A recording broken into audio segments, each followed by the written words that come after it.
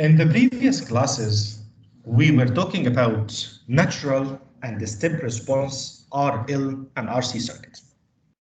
And we never talk about RLC parallel or series, step or natural response.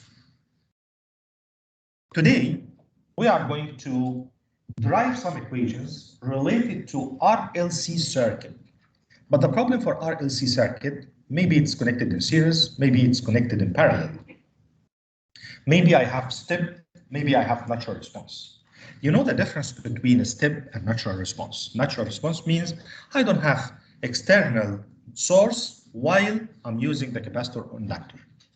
In case of step response, I have external source. And I showed you that while I'm using my cell phone, while I'm charging it. This is step response, or it's not step response, it's forced, because the power that I'm going to use to feed my cell phone battery, maybe like I'm taking AC and then I'm converting it. So it is another story, but it's called forced response. And if I'm using my cell phone, I'm using the battery inside it. So it is called natural response. Imagine I have this circuit, which is RLC circuit. This is step or natural response circuit. It is natural response circuit. Why? Because I don't have external source.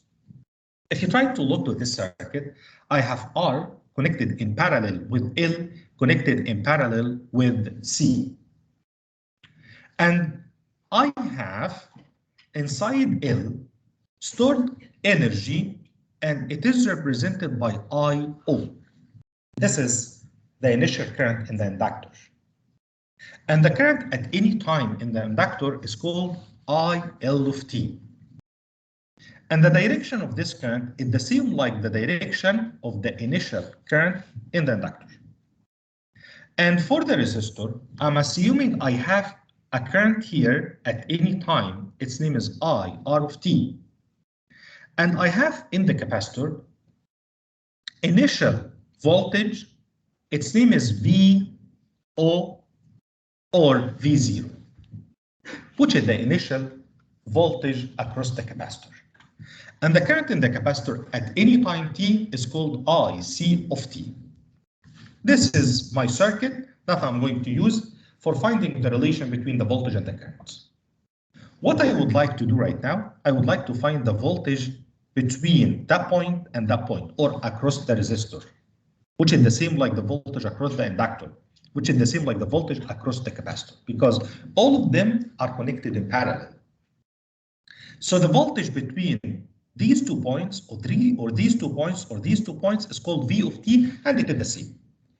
And right now, I would like to find the equation for that voltage at any time t. This is natural response circuit. If you would like to find the voltage, you will say summation the current for that node is equal to 0. Summation the current for that node is equal to 0. I have 3 different currents. The first current is IC, the second current is IL, the third current is IR, right? And all of them are leaving the node. So all of them will have positive sign or negative sign, or I have positive and negative. All of them will have the same sign, or I'm expecting different signs. They have the same sign because all of them are leaving the node. This is what I have already assumed. So I can say IC plus IL plus IR should be equal to 0. What is IC? What is IC? It is equal to C dV by dt. This is what we have already studied in case of the capacitor. So I can say the current in this guy is equal to C dV by dt. And the current in the resistor is equal to the voltage divided by the resistance, V over R. What about the current in case of the inductor? The current in case of the inductor, we studied that it is equal to 1 over L integral of V dt plus the initial current. And this is what I wrote here. 1 over L integral of v dt plus the initial current, this summation should be equal to 0. Now, what do we need? I would like to find the solution for that problem. This problem is function of what? Actually, you are talking about inductor and capacitor that are not, or you are talking about inductor that's not wound on like a moving part. So the inductance is approximately constant and the capacitance is approximately constant, which means the inductance and the capacitance in case of that problem, based on our level, because later on you will know that the inductance is not constant, especially if you have a moving part, a moving arm, you will study that in electromechanics. So based on that, I can say C is constant, R is constant, L is constant, C and R and L. What about IO? The initial current in the inductor, which is considered as constant as well. Am I right? So the only variable in this problem is what? It is the voltage V. So my concern right now is how to solve this equation for finding the voltage V. This is second order differential equation. How? Because I have integral here and I have derivative. So I will find the derivative again with respect to t to cancel that integral. So the derivative for this guy will be c times the second derivative for v with respect to t, which is d squared v by dt squared, plus the derivative for this guy will be 1 over r. The derivative for v will be dv by dt. R is constant. And the derivative for the integral will be equal to v. Am I right? Then the derivative of that constant is equal to what? It's equal to 0. Then I have second order differential equation. I will try to rewrite this equation in a nice formatting by dividing all terms by c. Then I will have d squared v by dt squared plus 1 over c multiplied by dv over dv by dt plus 1 over c LC multiplied by v should be equal to 0. We studied how to deal with differential equations. Am I right? Can you solve this equation? Yes, we can. In mathematics, there are different ways for solving the differential equation. I'm going to choose one of them, which is by assuming the solution. This is one of the techniques that we are using for solving the differential equation. So we are assuming the solution v of t, one of the solutions, will be equal to e to the power st multiplied by a, where is a is constant. So one of the ways that I can use for solving the differential equation is to guess the solution, which is exponential or sinusoidal. So v of t is equal to a, this is one of the solutions, times e to the power st.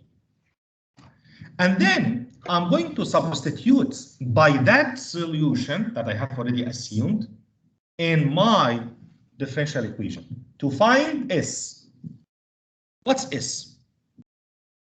And to find a after that. I'm assuming a is constant.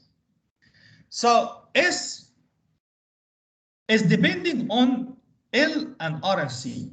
It will be function of L and R and C. If I try to use this and substitute in this equation, I need to find the first derivative for v with respect to t. The first derivative for v that I have with respect to t will be equal to what? As, right?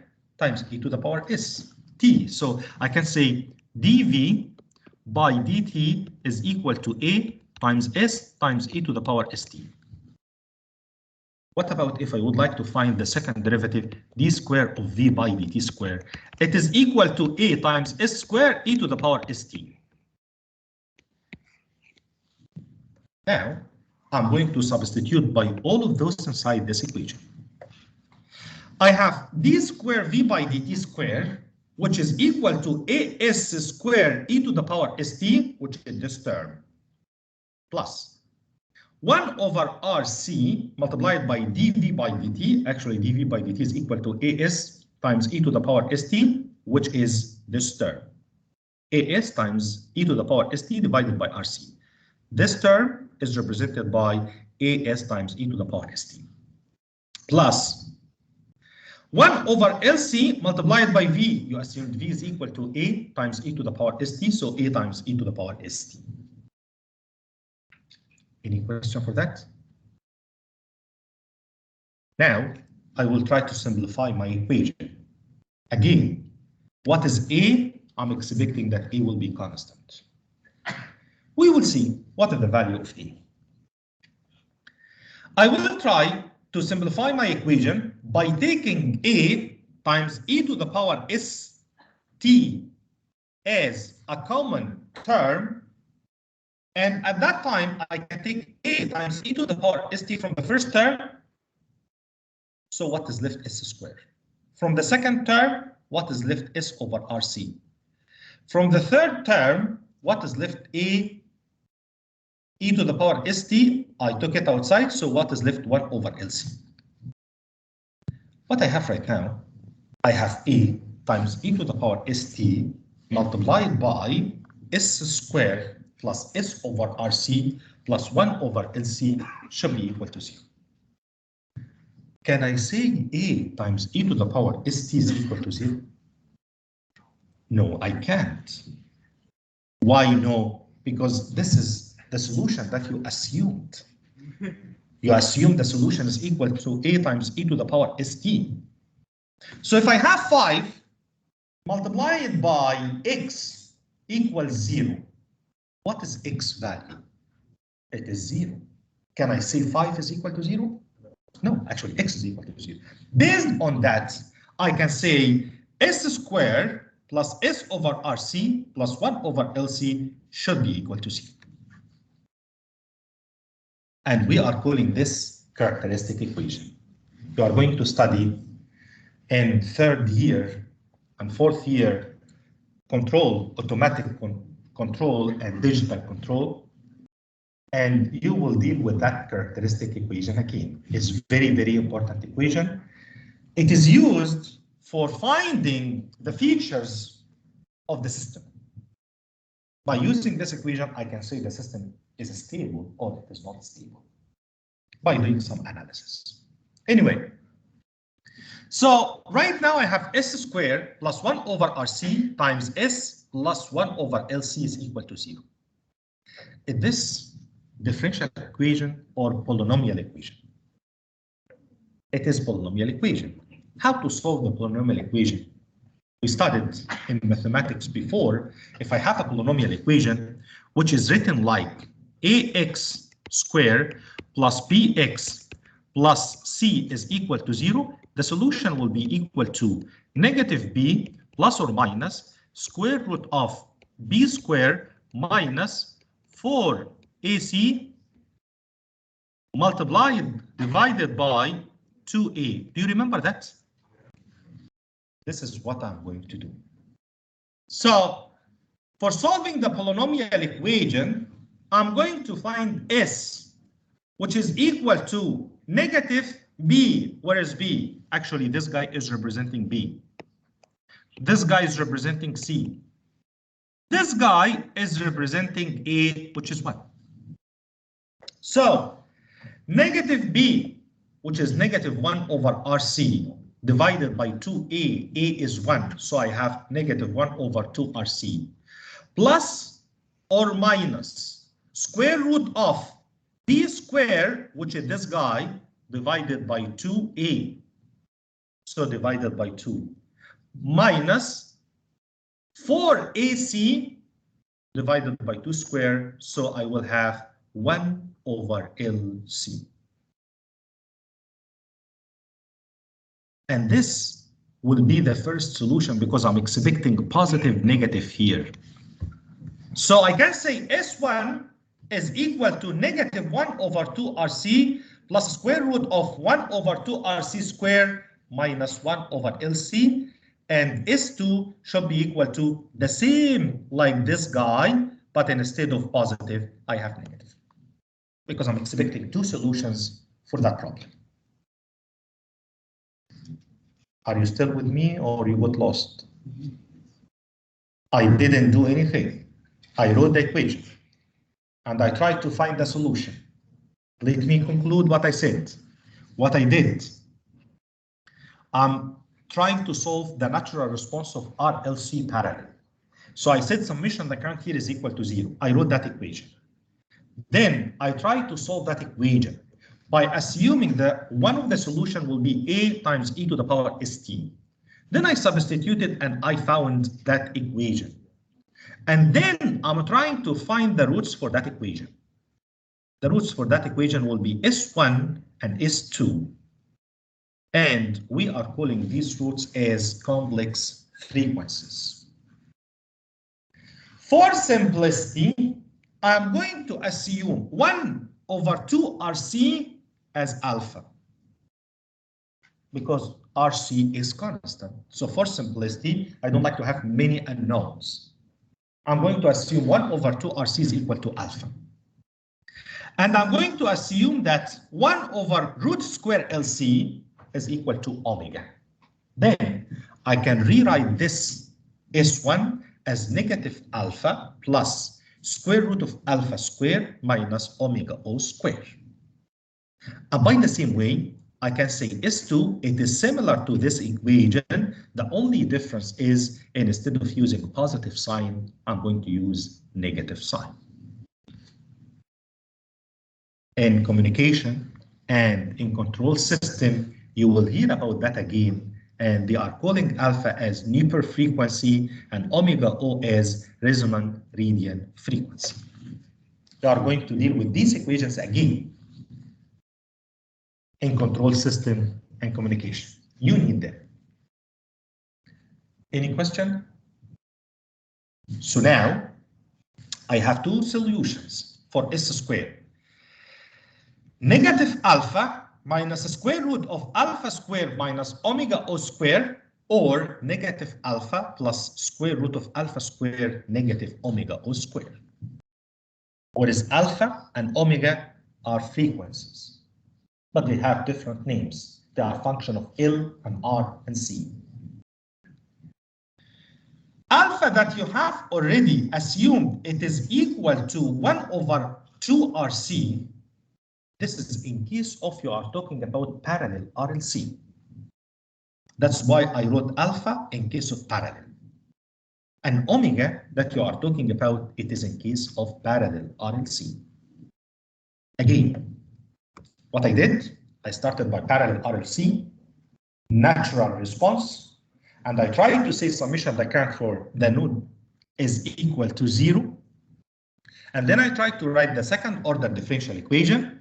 And after writing it, I tried to find its solution. So I assumed one of the solutions will be A times e to the power st. Then I substituted in the second order differential equation. I got the characteristic equation and I found S1 and S2, which are the solutions for the characteristic equation. They are not the solutions for my problem. Till now, I didn't find V of t. Okay. How to find V of t? For finding V of t, I have first to know how many solutions do I have? And what are the types of the solutions? What do you mean? I mean, I studied in mathematics. Maybe I have 3 different types of solutions. Well, I have 2 repeated solutions. This is one of the cases. Maybe I have 2 repeated solutions for my problem. The second case, maybe I have 2 distinct real solutions. The third case, maybe I have 2 complex conjugate solutions. I have different solutions. Maybe I have real solutions, and for those real solutions, maybe they are repeated or they are distinct. Or I have complex solutions. So I have 3 different cases. This is based on what? Based on the equation of S1 and S2. So if you try to go back to S1 and S2, and you try to look to this equation or this equation for S1 and S2, you will find negative alpha plus or minus square root of alpha square minus omega O square. So if alpha is equal to omega, at that time, the square root should be equal to 0. And based on that, I will say I have two repeated solutions, and they are real, which is negative alpha and negative alpha. The second case, if alpha is greater than omega, if alpha is greater than omega, at that time, the square root should be square root for positive or negative value. The square root for positive value will be real number or imaginary number. It will be real number. Based on that, I am expecting if alpha is greater than omega to have two distinct real solutions. Different solutions, but they are real. But what about if alpha is less than omega? This is the third case.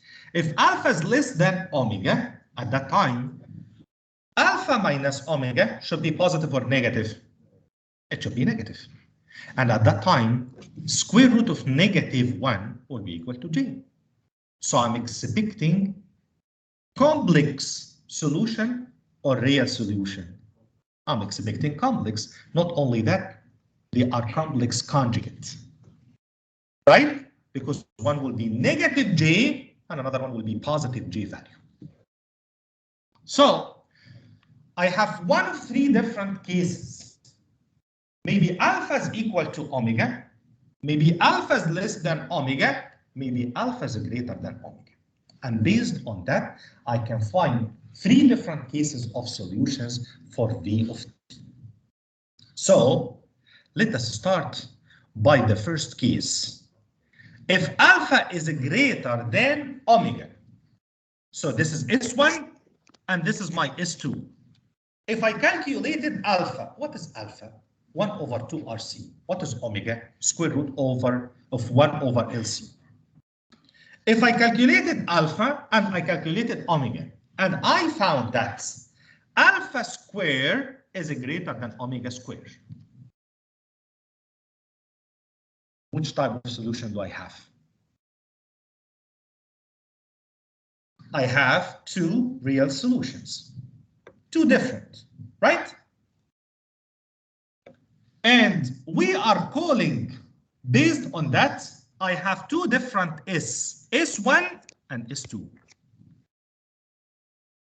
So if you have S1 and S2, you are expecting that V of t is equal to constant times e to the power st. But actually, this is one of the solutions. So you are expecting two different A constants.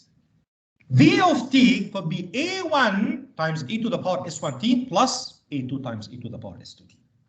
So based on that, I have two different voltage, V1 and V2, and the total solution will be the summation, which is equal to A1 times e to the power S1t plus A2 times e to the power S2t.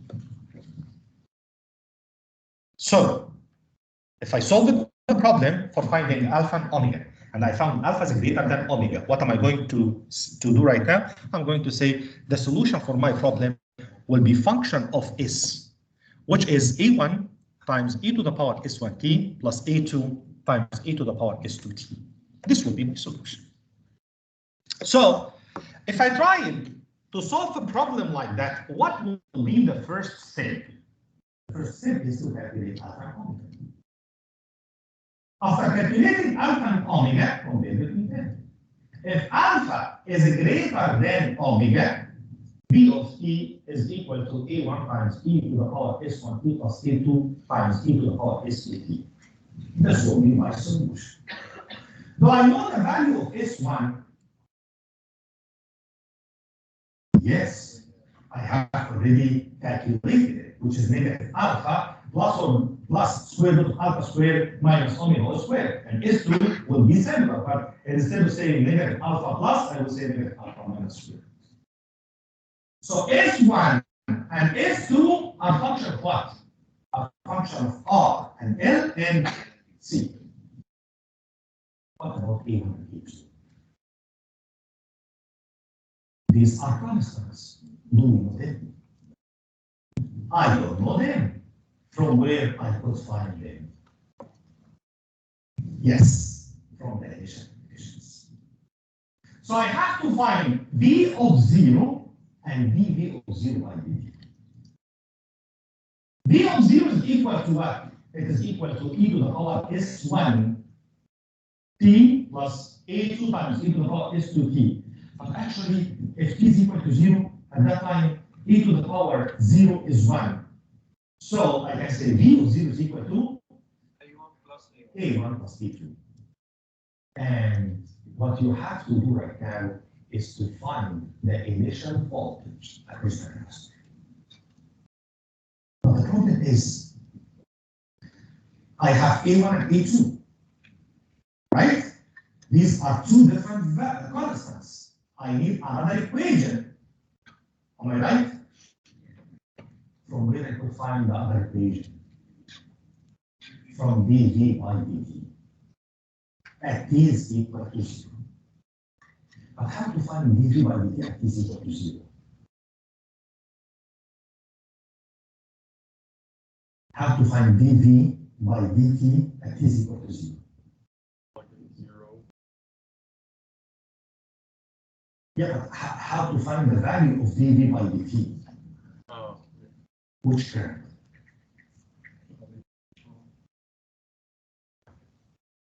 In the inductor or the capacitor? Yes. So I have to find the initial current in the capacitor. I know that IC is equal to C dV by dt. So what I have to do, I will say dV by dt at t is equal to 0 is equal to the initial current in the capacitor divided by C. Am I right? So I have to use these two initial conditions for creating two different equations, function of E1 and E2, to be able to find E1 and E2. Once you found A1 and A2, you have already solved the problem. Nothing needed. I will find A1 and A2, and S1 and S2, and I will find DFT. Once you find DFT, you can find anything in the problem, because all of them are connected in parallel. So once you found V of t, you can find IC of t, you can find IL of t, you can find IR of t. You can find the power in any mesh. This is in case of what? In case of we are talking about the initial case. If you're trying to draw the relation between V of t and t, it will be something like that. And we are calling this case overdamped case. Here I'm showing you how to find A1 and A2 by using the initial conditions.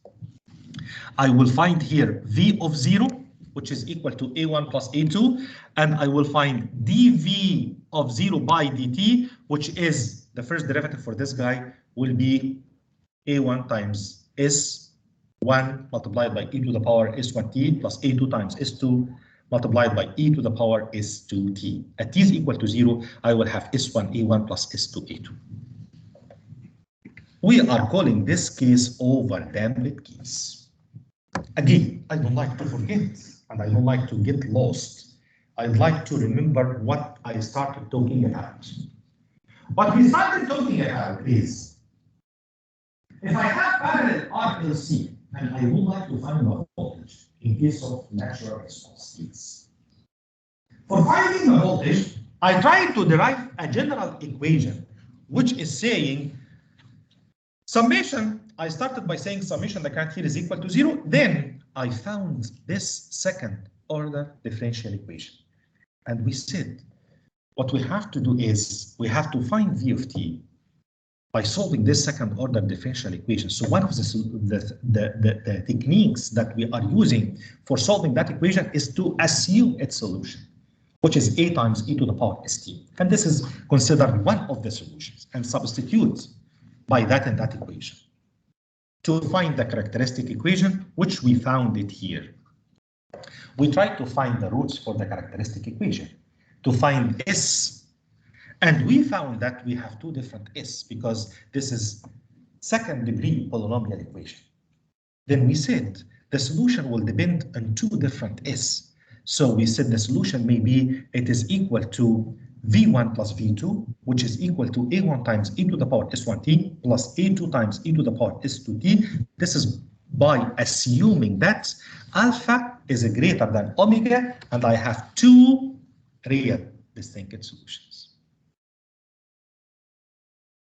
So generally speaking, if I calculated alpha and omega, and I found alpha is greater than omega, what is the next step? The next step is to write this equation.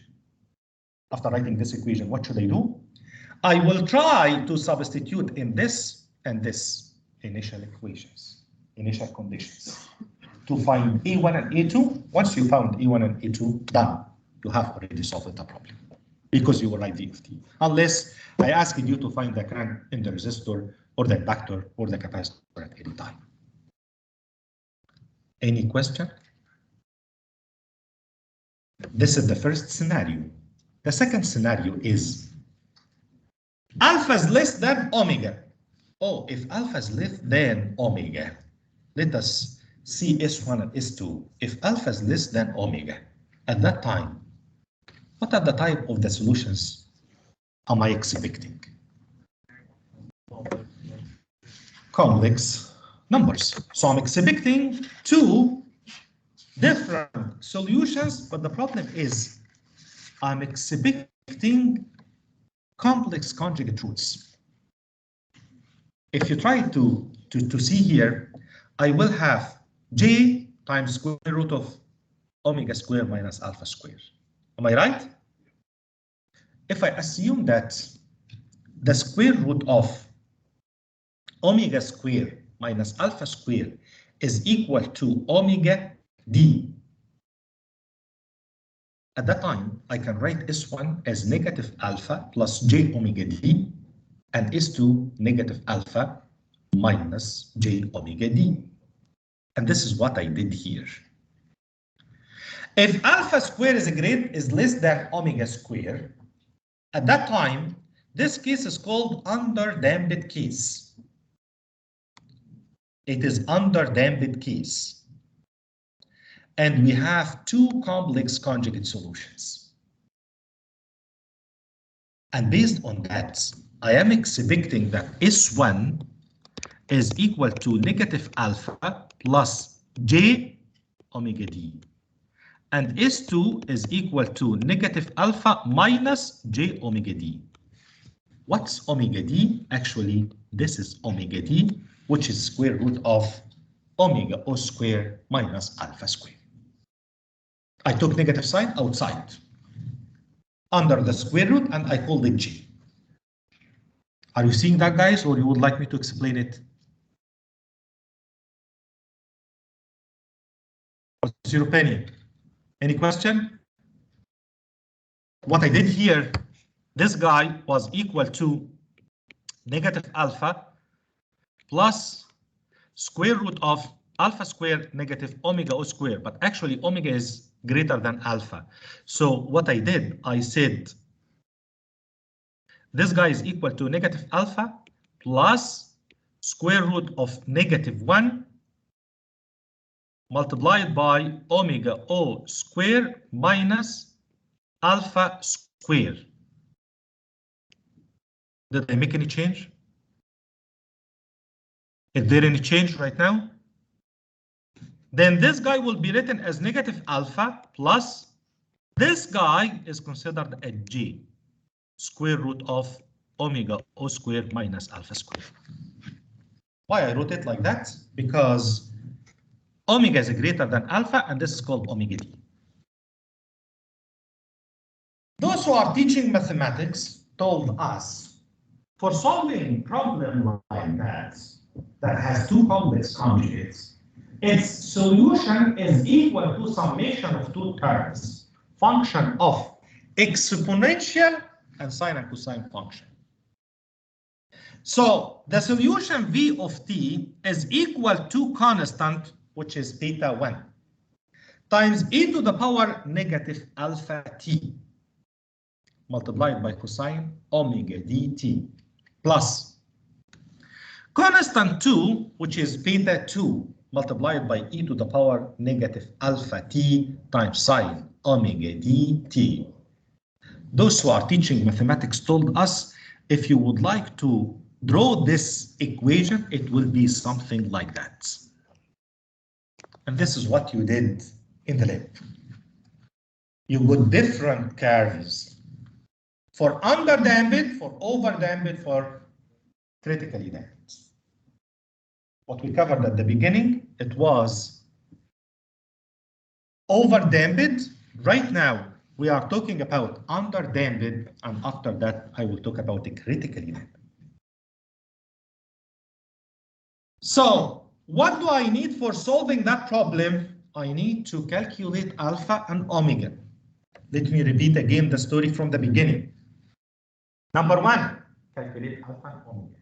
Compare alpha and omega. If alpha is greater than omega, it is the first case, which is overdamped. V of t is equal to a1 times e to the power s1t plus a2 times e to the power s2t. Then you have to find a1 and a2 from the initial conditions. If alpha is less than alpha squared is less than omega o squared, at that time we are talking about the second scenario, which is the underdamped condition. For underdamped condition, the solution V of t is equal to beta 1, which is constant, multiplied by e to the power negative alpha t. I have already calculated alpha. Multiplied by cosine omega dt. What is omega d? It is the square root of omega squared minus alpha squared. And we have already calculated it. Plus beta 2 times e to the power negative alpha t multiplied by sine omega dt. What's unknown here in my problem? What's unknown in V of t? Beta 1. Beta 1 and beta 2. Again, I need two initial conditions. V of 0 and dV of 0 by dt. V of 0, it is the voltage across the capacitor. And dV of 0 by dt, because IC of 0 is equal to C multiplied by dV of 0 by dt. So if you would like to find dV of 0 by dt, it is equal to IC of 0 divided by C. Once you know dV of 0 by dt, and you know V of 0, you can substitute in this equation for finding beta 1 and beta 2. So V of 0 is equal to what? If you try to substitute here by t is equal to 0, e to the power 0 is equal to 1. E to the power 0 is equal to 1. But what about cosine 0? It's equal to 1. What about sine 0? It's equal to 0. So V of 0 will be equal from this equation to beta 1. So V of 0 is equal to beta 1. So based on that, I can say V of 0, which is the first initial condition, is equal to beta 1. Then, what about dV of 0 by dt? I have first to find the first derivative. If you would like to find the first derivative, these are two functions multiplied together. So the first derivative for the first one multiplied by the second one, plus the first derivative for the second one multiplied by the first one, and by the same way I can do here. And at t is equal to 0, you will find that this will be equal to negative alpha beta 1 plus omega d beta 2. So once you know this guy, you can find beta 1. Once you know this guy, you can find this equation and substitute here by beta 1 to find beta 2. This is the second case. The last case that I would like to cover to close the door for that part is, what about if alpha is equal to beta? So if alpha is equal to beta, you are talking about critically damped case. This is in case of alpha square is equal to beta square, omega square. If alpha is equal to omega, sorry. If alpha square is equal to omega square, at that time, you are talking about a critically dampened. Those who are teaching mathematics told us, in case of critically dampened, the solution for the problem V of t is equal to what? It's equal to constant d1 multiplied by t multiplied by e to the power negative alpha t plus constant 2, which is d2 multiplied by e to the power negative alpha t. So right now, what do I need? I need to find d1 and d2. How to find d1 and d2? Again, from the initial conditions. So if I know v of 0, I can say v of 0 is equal to d1 times 0 times 1 plus d2 times 1. So v of 0 is equal to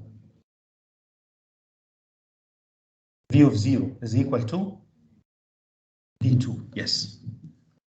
And then I will find the first derivative of v with respect to t. This is v of 0. You will find that dv of 0 by dt will be equal to d1 minus alpha d2. If you would like to draw the relation between v of t and t, it would be something like that curve. So again, how to solve such a problem? I don't like you to be scared while you are dealing with such a problem. It's very easy. It's one of the easiest problems. Why? Because you will have these equations. You will not memorize them. I will show you these equations in the formula sheet. You will have these equations in the formula sheet, but you will have general formatting of these equations. And based on your understanding, you can choose which one you should use. So the first step for solving any problem like that, number one, try to look to the problem.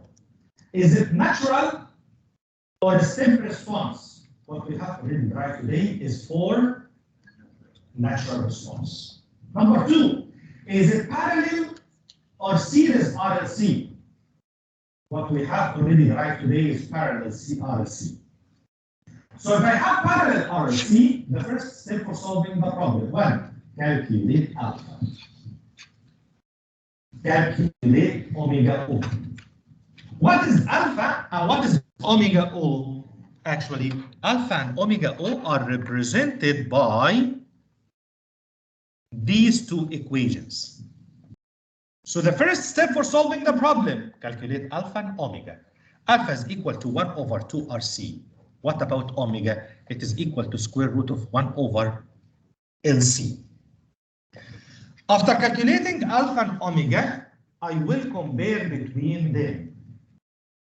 If alpha is greater than omega O, or if alpha squared is greater than omega O squared, at that time, I will say, based on that, my solution will be V of t is equal to A1 times e to the power S1t plus A2 times e to the power S2t. And what is S1? Actually, S1 is equal to negative alpha plus square root alpha squared minus omega O squared, and S2 is equal to negative alpha, negative square root of alpha squared, negative omega O squared.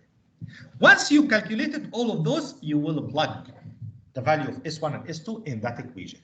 The problem is you don't know A1 and A2. I will go back to the problem. Look for what? Look for the initial conditions. V of 0 and dV of 0 by dt. Once I found V of 0, I will say V of 0 is equal to A1 plus A2.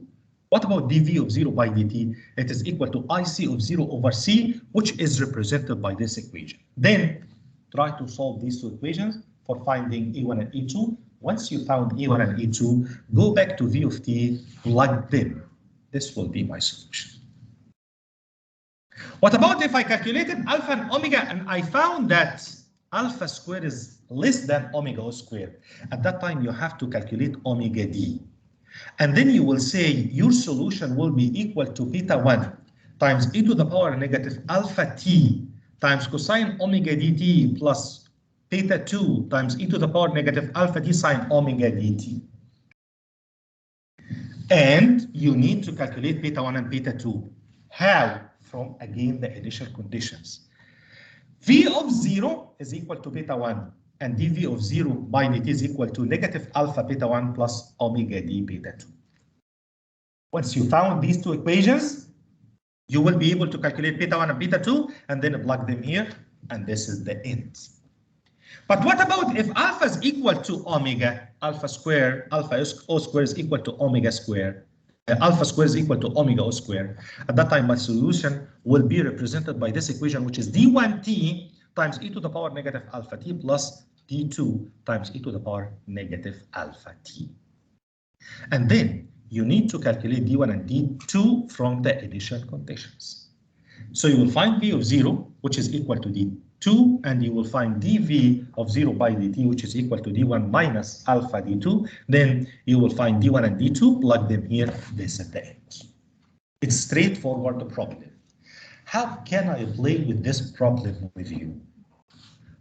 By, and instead of giving you one R and one L and one C, no, I will give you different L and different R values and different C values. At the end, you will convert your problem to be RLC parallel. Because I derived all of these equations based on parallel RLC. So, the first step again for solving the problem, find alpha and omega. Compare between them. And then you choose one of the three solutions.